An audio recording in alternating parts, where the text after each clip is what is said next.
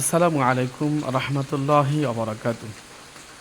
আজকে জুনের 16 তারিখ, আজকে সোমবার।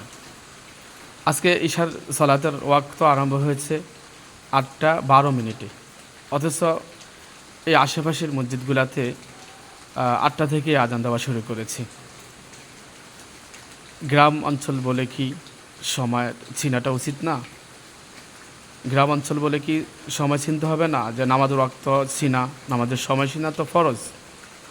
আপনি দেখেন, নামাজের বাহিরে যে 7 ফরজ, শরীর ফাঁক, কাফর ফাঁক, নামাজের জায়গা ফাঁক, সতর রাখা, কেবলামুখী হওয়া, ওয়াক্ত মতো নামাজ পড়া, নামাজের নিয়ত করে। তাহলে ওয়াক্ত মতো নামাজ পড়া, ওয়াক্ত সিনা ফরজ, নামাজের ওয়াক্ত সিনা ফরজ, ওয়াক্ত মতো আজান দেওয়া, ওয়াক্ত মতো নামাজ পড়া, এগুলো ফরজ।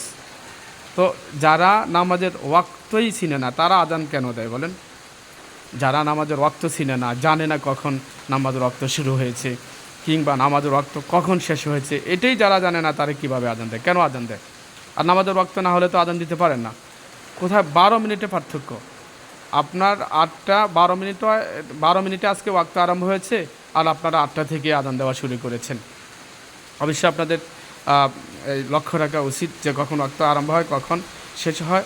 হাতে ঘড়ি রাখবেন, ক্যালেন্ডার, সিরিজ থেকে ক্যালেন্ডার রাখবেন, মসজিদে রাখবেন, দেখবেন কখন ওয়াক্ত আরম্ভ হয়। জি, আসসালামু আলাইকুম রহমতুল্লাহ।